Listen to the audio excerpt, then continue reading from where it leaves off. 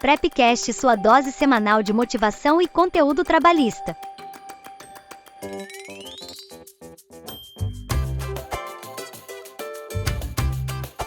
E aí, minha galerucha abençoada, como vocês estão?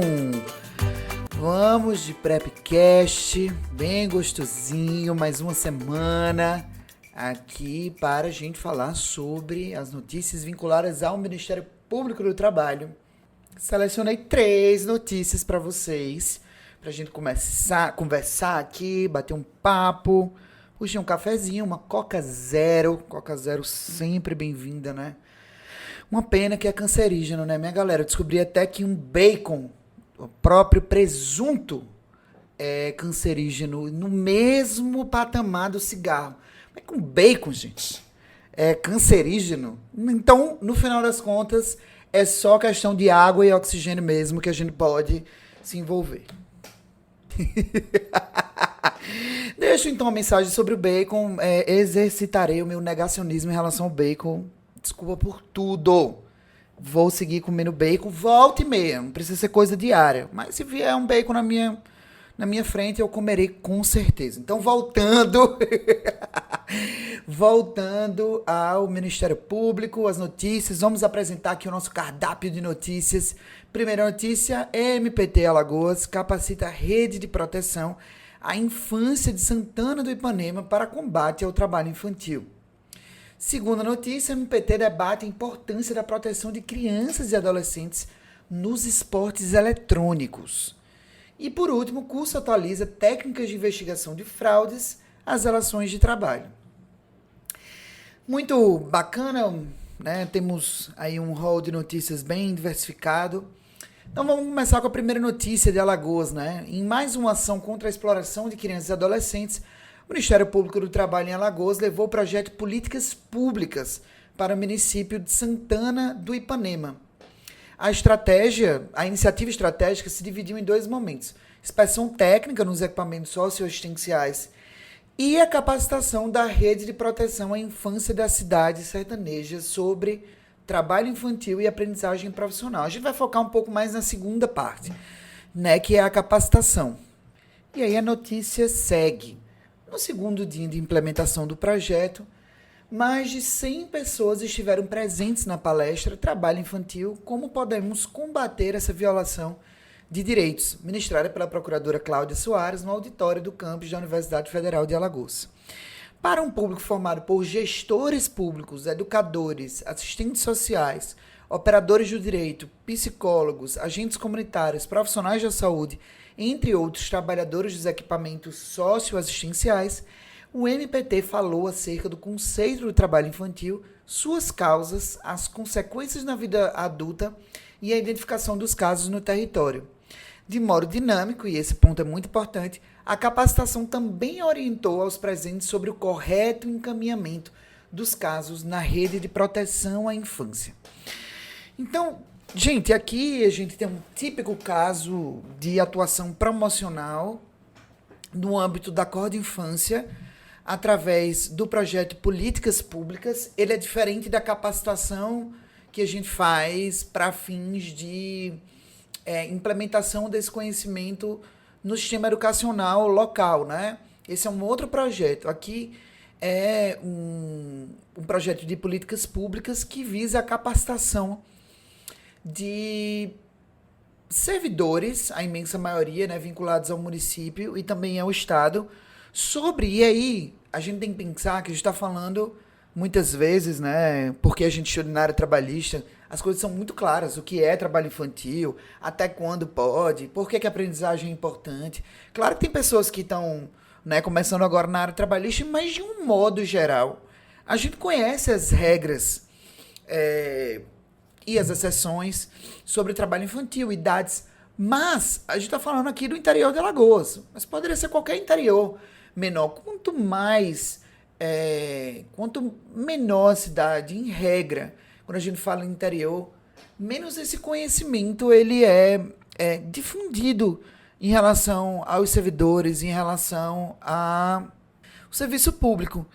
Isso, claro, com certeza, uma boa parte das pessoas que foram alvo, né, dessa palestra, muitas delas sabiam, mas uma boa parte certamente não sabia quais são os detalhes, né, de idade sobre o trabalho infantil, as consequências negativas na formação dessas crianças e adolescentes. E mais do que isso, o que fazer com a informação sobre a existência de trabalho infantil? Que pode ser, gente, vou citar exemplos aqui, né? Você é um profissional de saúde e um enfermeiro, por exemplo, e atende uma queimadura ou um acidente que seja de trabalho de um adolescente de 15 anos, ou de um adolescente, às vezes, até 17 anos, numa situação de pior forma de trabalho infantil. Você vai atender aquilo, né? Você vai atender esse adolescente. Mas essa informação, ela não vai ser repassada para fins de encaminhamento, né, para a rede de proteção em relação à criança ou adolescente. E aí, tantos outros exemplos. Pode ser que um Sereste da vida vá fazer uma fiscalização de saúde e segurança, encontre determinado adolescente e isso passe despercebido, ou não feito o encaminhamento correto dessa informação. E isso é muito importante, não só para fins estatísticos, para a gente fazer um mapeamento e raio-x dessas cidades, de cada uma dessas cidades, como também para fins de fato de responsabilização, seja através de uma atuação no Conselho Tutelar e aí fazendo a comunicação ao Ministério Público ou diretamente por parte de quem teve acesso originalmente a essa informação. O fato é que o encaminhamento da informação para os órgãos competentes, para a tomada de providências, isso é muito importante. E o Ministério Público tem feito essas investidas não só no campo do trabalho infantil, mas também do trabalho escravo, meio ambiente do trabalho. E essa linha estatística ela é muito importante para fins de desenho de políticas públicas e tudo mais. Então, uma iniciativa aí muito legal. Esse é um projeto que já é bem consolidado e aqui é um exemplo bem concreto de como ele é importante e tem potencial de gerar resultados muito bons. Não só de espraiar a informação, mas também de esses encaminhamentos gerarem os fluxos importantes para a rede de proteção, de responsabilização, prevenção e tudo mais. Aqui cada órgão compete esse tipo de atuação, tá? Vamos para a segunda notícia. MPT debate a importância da proteção de crianças e adolescentes nos esportes eletrônicos. Com a popularização da internet e dos jogos digitais, os esportes eletrônicos, ou e-sports, ganharam escala global, atraindo grande público, investimentos milionários e rápida profissionalização. A participação de crianças e adolescentes em campeonatos de esportes no setor chamou a atenção do MPT, que decidiu aprofundar o debate sobre os impactos sociais e jurídicos dessa nova realidade. No próximo dia 5, que é o dia 5 de agosto, que é a nossa grande e queridíssima terça-feira, às 14 horas, pelo canal TV MPT no YouTube, será realizado um encontro virtual para debater o tema. Doutor e mestre em Direito do Trabalho pela Universidade de São Paulo, a professora Gabriela Marcaça Tomás de Aquino, acho que teve um problema aqui de ponto e de vírgula, hein, galera? Eu tava numa entonação bem legal dessa notícia, mas jogaram um ponto aqui que me deu uma desnorteada. Acho que quem redigiu isso aqui teve um probleminha, mas tudo bem, vamos evoluir. Durante o evento, será lançado um manual elaborado pelo grupo de estudo Cyberatletas da Cor de Infância. Então vai haver o lançamento desse manual e isso é bem legal. A gente tem uma rodada de segunda fase, inclusive, sobre por que estamos à frente do tempo no nosso curso. Já faz um bom tempo que existe essa rodada. Ela é bem focada em meio ambiente do trabalho, mas tem uma discussão ali sobre criança e adolescente. Mas esse manual vai ser bem bacana. Talvez eu até faça uma nova questão a partir desse manual, porque quando sai manual novo, o papai está on. O papai está on, lendo e resumindo para os seus aluninhos e aluninhas, para eles não precisarem ler 300 páginas. Vai ler só o gabarito, que são 15 páginas, e o papai aqui ainda dá uma aula de 30 minutos. Então a gente resolve o problema dos gatinhos e das gatinhas, né? É... E aí a notícia segue. O manual será apresentado pela coordenadora nacional da Acorda Infância, Luísa Carvalho Rodrigues, perfeita, passou no 19º concurso, maravilhosa, pelo procurador do trabalho Leonardo Ono, coordenador do GE Cyberatletas. E aí ela fala, né?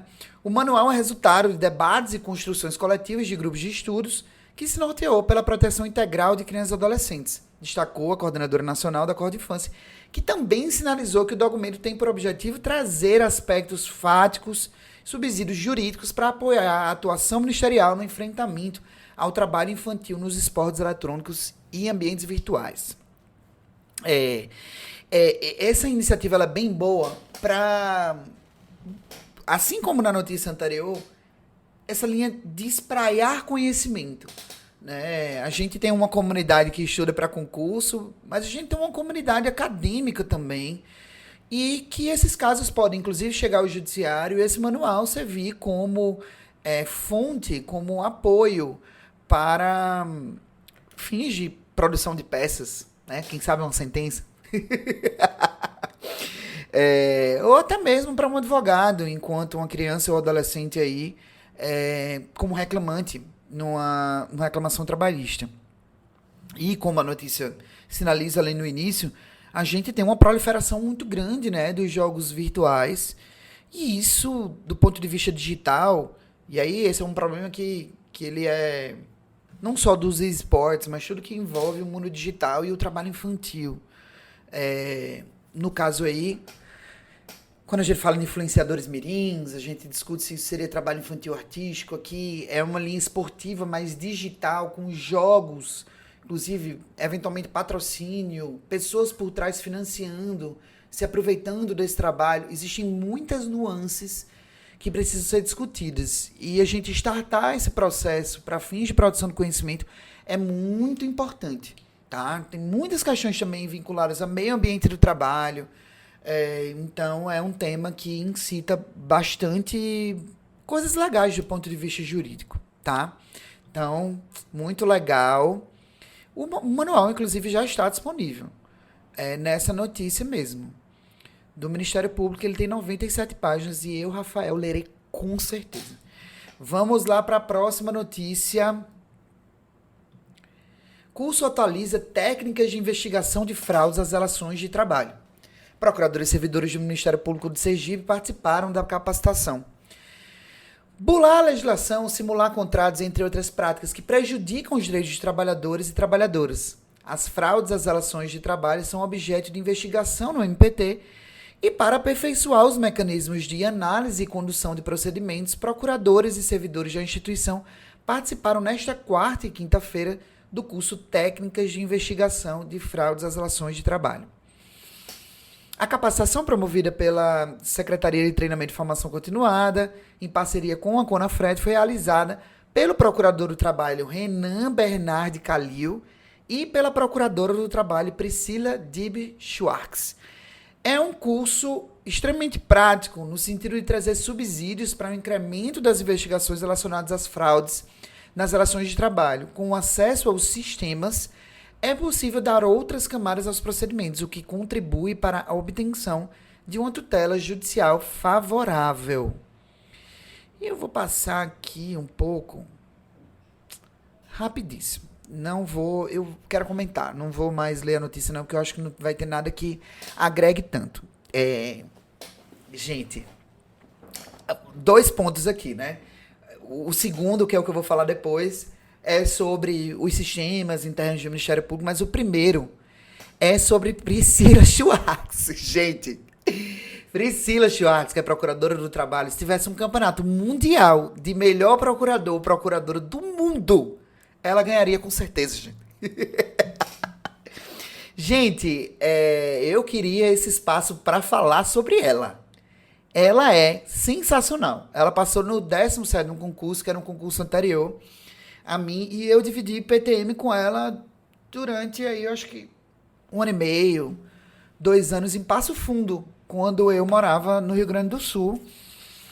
E convivi bastante com ela. Gente, ela é muito boa. Sabe uma pessoa que sabe tudo de tudo? Sabe as NRs, Sabe os detalhes das NRs? Gente, ela faz uma fiscalização no frigorífico, ela sabe absolutamente tudo. Ela é, assim, uma inspiração, sério. Inclusive, a irmã dela passou para juíza do trabalho no último concurso também, Tati, que estudava aqui no curso com a gente. Então, uma família aí de prodígios, né? E Priscila realmente é uma coisa, assim, de cinema. Ela é muito inteligente e tem muitas pessoas inteligentes no Ministério Público, né? Ela passou em primeiro lugar no concurso dela, como era de se esperar.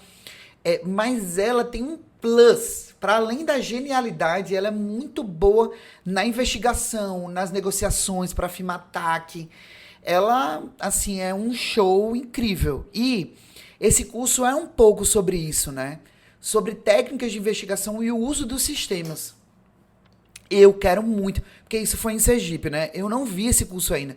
Eu quero muito ver esse curso, porque eu tenho certeza que ela dá insights, assim, sensacionais sobre cruzamento de dados, né? E aí, falando um pouco sobre os sistemas do Ministério Público, o MPT Digital, que ele começa lá em 2014, que o foco inicial era a digitalização dos processos e a condução desses procedimentos digitalmente, ele de lá para cá avançou muito, né? Em termos de interoperabilidade com o PJE e o desenvolvimento de sistemas, o acesso do Ministério Público à base de dados de diferentes instituições. E aí a possibilidade desse cruzamento de dados, são muitas informações que o Ministério Público, por meio de acordos com outras instituições, na obtenção de dados. Então, vou falar aqui uma coisa bem básica, que antigamente, quando a gente queria ouvir uma testemunha, por exemplo, a gente fazia requisição, né?